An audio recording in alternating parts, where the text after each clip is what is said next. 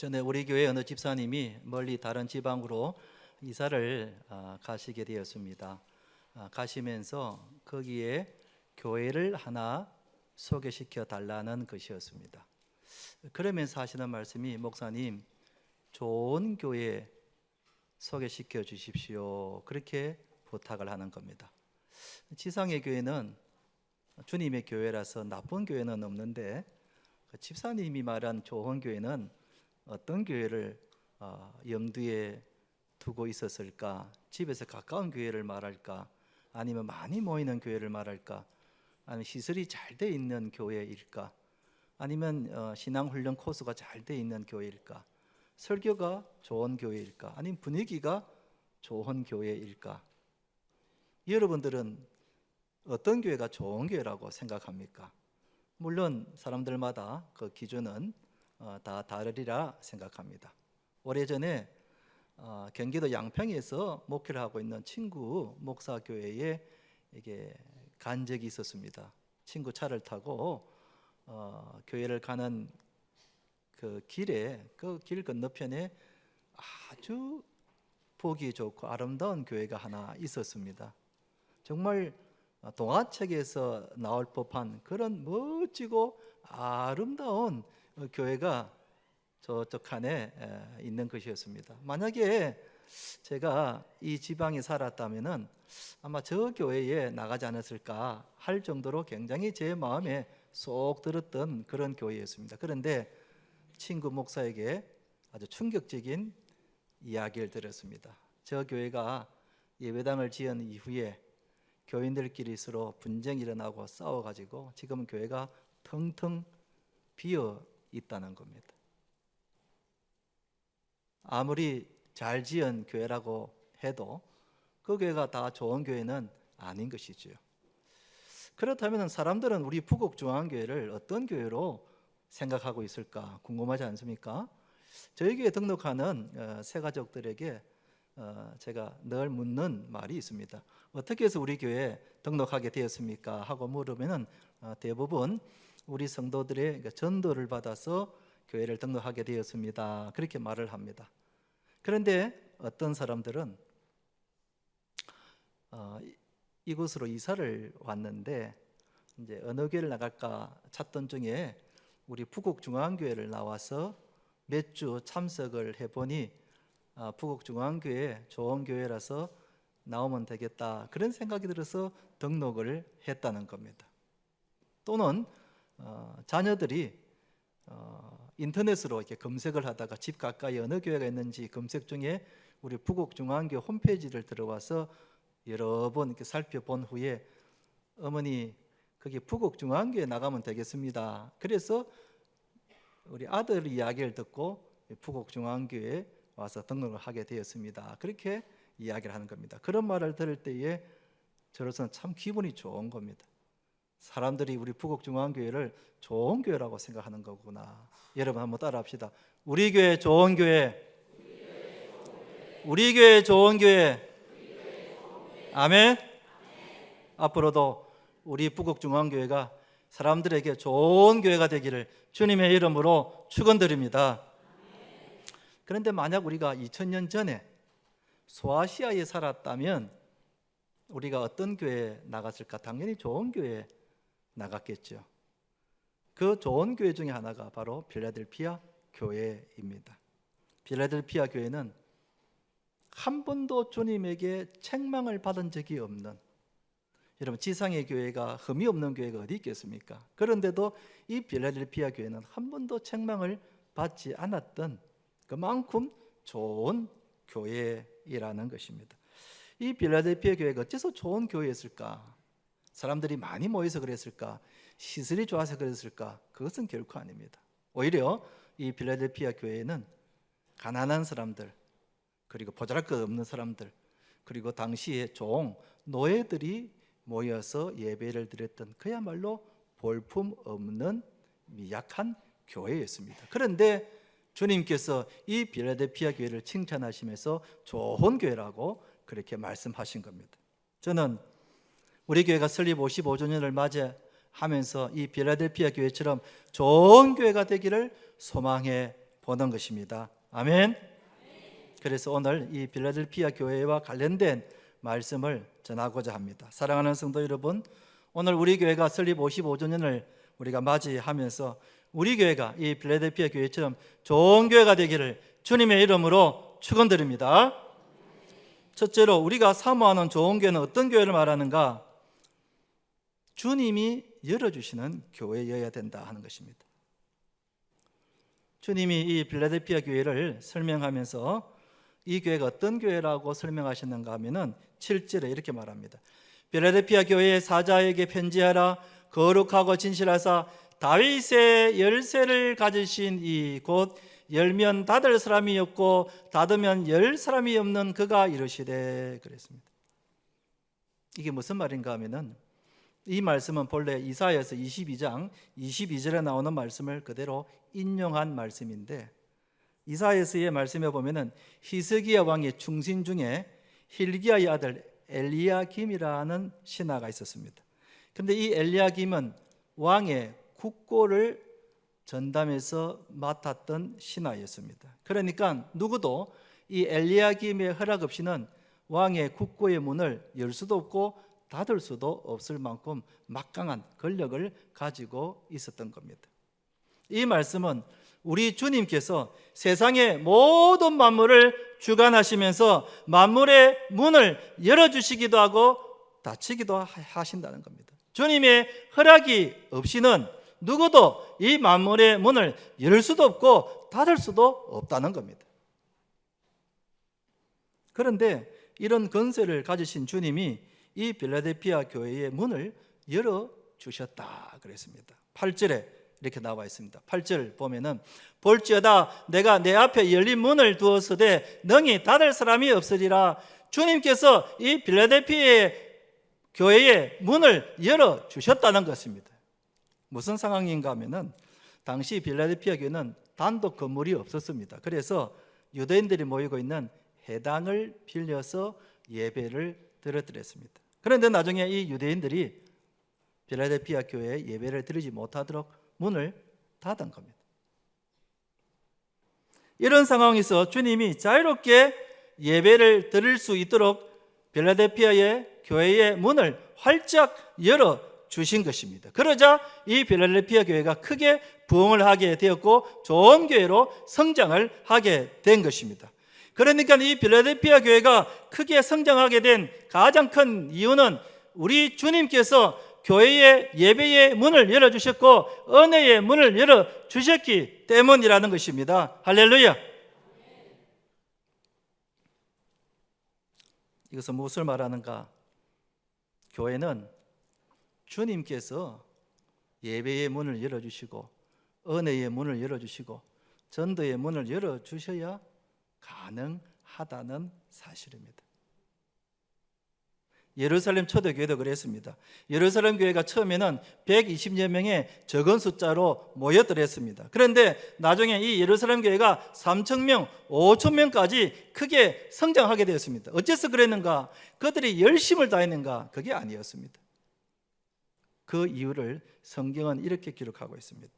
사도행전 2장 4절, 사도행전 2장 4절 보면 누가요 그랬다 그랬습니까? 주께서 그랬습니다. 주께서 구원받는 사람을 날마다 더하게 하시느라 그랬습니다. 주가 주님이십니다. 주님이 예루살렘 교회의 부흥의 문을 열어주시니까 3,000명, 5,000명으로 크게 부흥 성장할 수 있었다는 것입니다.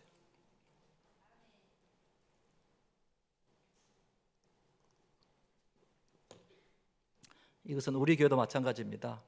우리 교회가 55년 전 1969년 6월 1일 날 그때 박수긴 권사님, 지금은 다른 지역으로 이사를 가셔서 우리에게 안 계십니다만 박수긴 권사님 오빠인 박노정 장로님 집에서 처음으로 몇 명이 모여서, 그때는 교회가 아직 설립이 되기 전 부곡 기도소로 모였더랬습니다. 그러다가 이임조 집사님 집 앞에 10평짜리 천막을 쳐서 예배를 드린 것이 우리 교회의 첫 시초입니다. 그 천막교회 사진을 한번 보여주시기 바랍니다. 저게 55년 전 이임주 지사님 마당 10평 마당에서 천막을 치고 처음으로 푸곡중앙교회 이름으로 예배를 드렸던 곳이 바로 저 곳입니다. 그 해에 61평의 땅을 매입해서 1972년도에 지금의 우리 교회가 했던 이 자리에 비로소 작은 교회를 하나 짓게 됩니다. 그 작은 교회 사진을 한번 보여주시기 바랍니다. 자, 저 교회가 지금 우리가 예배드리는 바로 이 장소에, 이곳에 예배당을 저렇게 지었습니다. 이제 그때부터 푸곡중앙교회가 단독 건물을 가지고 사역을 하게 되었습니다. 그러다가 1991년도에 지금의 우리가 본당에서 예배드리는 이 백돌 교회, 이 큰 교회를 짓게 됩니다. 자, 사진 한번 보여주시죠. 예, 저렇게 예배당이 지금 우리가 드리고 있는 이 본당 건물입니다. 그러다가 2015년도에 우리가 엘리베이터를 설치를 하게 되면서 정축을 하게 됩니다. 그래서 정축을 해서 지금의 교회가 되는데 그 교회 모습이 한번 보여주시기 바랍니다. 저렇게 앞부분을 정축해 가지고 지금 우리가 드리고 있는 이 예배당의 모습으로 변하게 된 겁니다. 그러니까 여러분 55년 전 그 천막에서부터 시작해서 그 조그만한 교회에서 그리고 이렇게 큰 교회까지 성장하게 되었는데 어떻게 해서 성장하게 되었는가? 주님께서 교회의 문을 열어주신 겁니다. 건축의 문을 열어주셨고 은혜의 문을 열어주셨고 전도의 문을 열어주셨고 성장의 문을 열어주신 줄로 믿으시기 바랍니다. 주님이 우리 교회에 이렇게 55년 동안 은혜의 문을 열어주셨기 때문에 우리가 지금까지 든든히 서가고 있는 것입니다. 만약 주님께서 문을 열어주지 않으시면 우리가 아무리 애를 써도 예배를 드릴 수가 없는 겁니다. 우리는 지난 코로나 시절에 우리가 경험한 것은 하나님이 교회의 문을 닫으시니까 아무리 교회에 오고 싶어도 올 수가 없었다는 것을 실감했습니다. 제 기억으로 그때 한참 코로나가 극성일 때에 2020년도 성탄절 예배를 드릴 때였습니다. 보통 성탄절이면은 평소보다도 더 많은 성도들이 나와서 함께 예배를 드리지 않습니까? 그런데 그때는 코로나가 아주 극심했던 때라 정부에서도 최소 인원만, 제 기억으로 그때 20명까지만 예배를 드리도록 공문이 내려왔던 때였습니다. 그러니까 이 넓은 본당에서 설교하는 저와 그 다음에 대표기도 하시는 장로님, 반주자, 그리고 방송실, 안내하시는 우리 교역자, 하여튼 20명 미만의 사람들만 모여서 성탄절 예배를 드렸는데 여러분 한번 상상해 보십시오. 이 큰 본당에서 텅텅 비어 있는데 거기 성탄절 예배를 드리는데 저의 심정이 어떻겠습니까? 찬송을 부르는데 도저히 찬송을 못 부르게 있는 거예요. 눈물이 나가지고. 기뻐해야 될 성탄절 예배가 슬픔의 예배가 되어서 제가 눈물이 나서 찬송을 더 부를 수가 없었습니다. 주님이 교회의 문을 닫으시니까 교회에 올 수가 없는 겁니다. 물론 다시는 이런 일이 있어서는 안 되겠지만 우리가 코로나 시기 때 절감했던 것은 주님께서 교회의 문을 열어주지 아니하시니까 아무도 교회에 올 수가 없었던 겁니다. 그러면서 느낀 것이 우리가 매주일 이렇게 예배를 드릴 수 있는 것은 하나님께서 우리에게 교회의 문을 열어주셨기 때문이라는 것을 다시 한 번 더 실감하게 됩니다. 주님이 우리에게 은혜의 문을 닫으시고 전도의 문을 닫으시고 예배의 문을 닫으신다면은 여러분 우리 푸곡중앙교회가 오늘 이날까지 이 자리에 올 수 있었겠습니까? 이 모든 것이 우리 주님의 은혜인 것입니다. 할렐루야. 이 은혜를 우리 하나님께 다시 한 번 더 박수로 영광 올려드리겠습니다.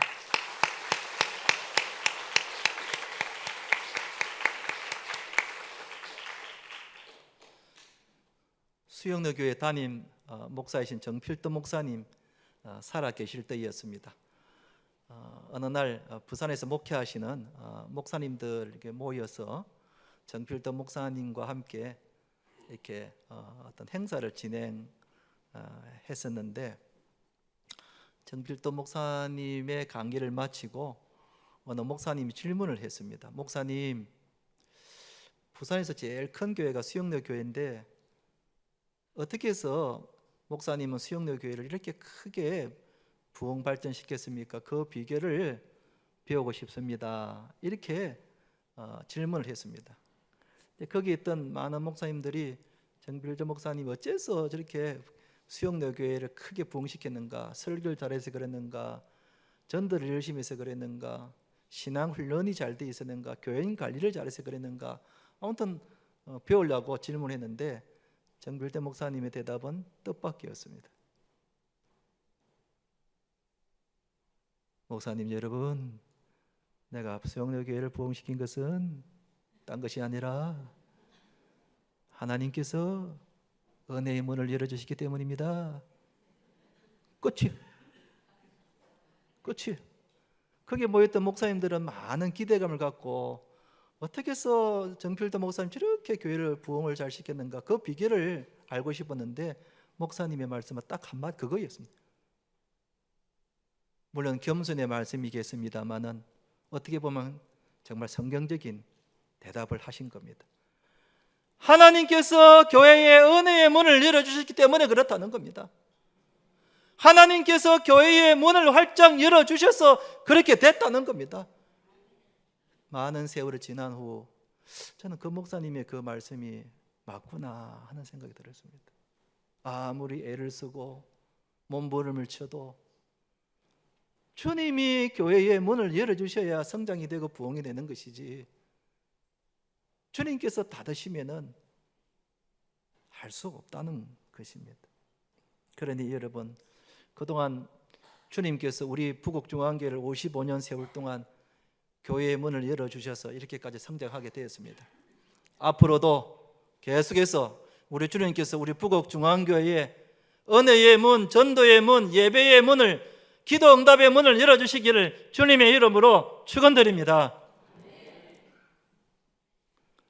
그런데 교회뿐만 아니라 우리 인생도 마찬가지입니다. 여러분, 우리 인생을 살다 보면 내 뜻대로 안 됩니다. 참 내 뜻대로 안 됩니다. 어느 집사님은 아들이 40이 넘었는데 장가를 못 가서 참 애를 태우는, 내 자식이라도 내 뜻대로 안 되는 거예요. 어떤 부부는 결혼을 했는데도 아이가 안 생기는 거예요. 아무리 해봐도 아이가 안 생기는 거예요. 자녀들이 원하는 대학에 가려고 그렇게 밤잠을 자지 않고 공부를 했는데도 내가 원하는 대학에 못 가는 거예요. 우리 청년들이 취업을 하려고 그렇게 애를 써도 취업이 내 뜻대로 안 되는 거예요.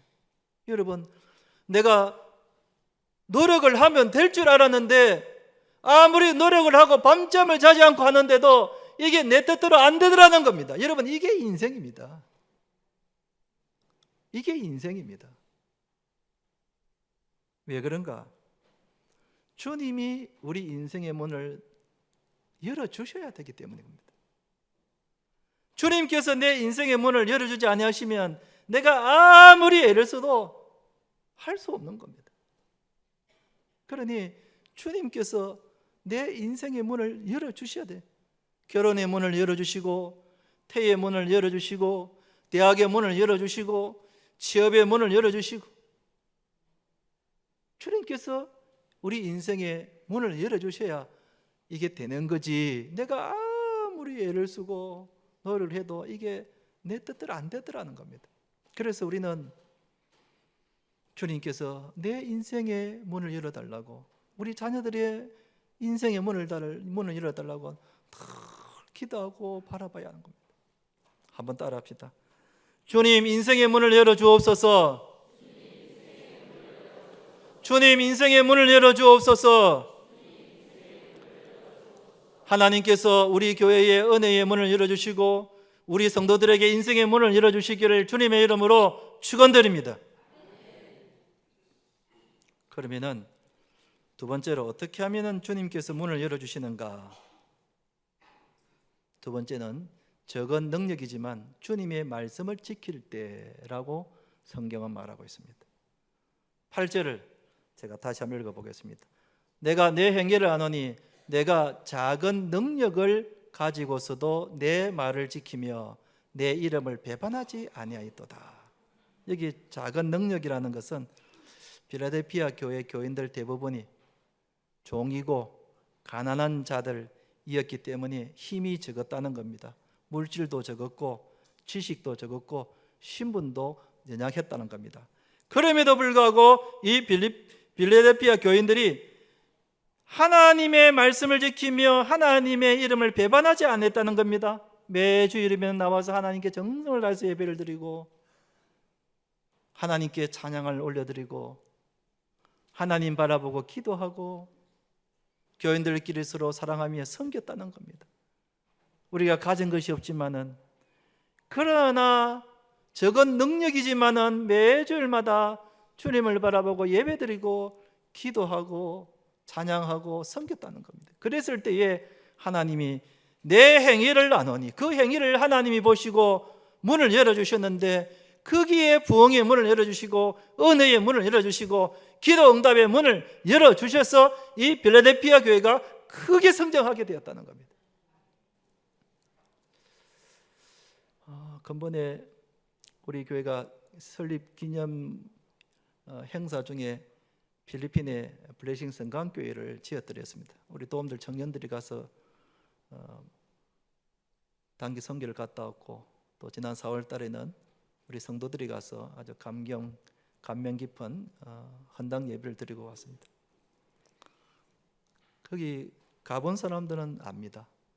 참 우리가 교회를 참 잘 지었구나. 참 잘 지었구나.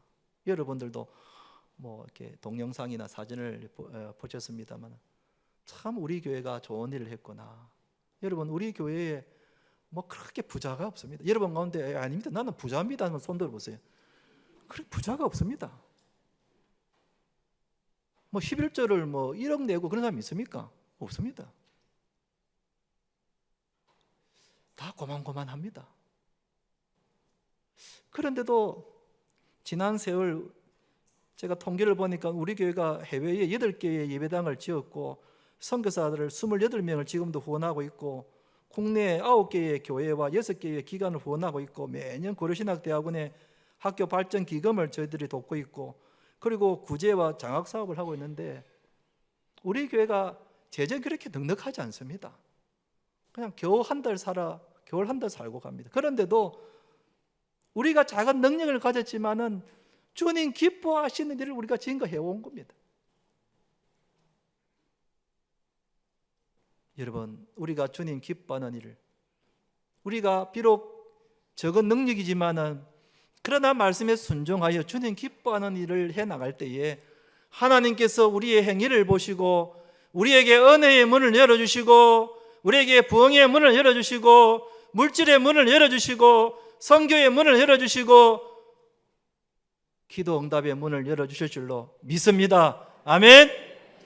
우리 하기에 나름이라는 겁니다.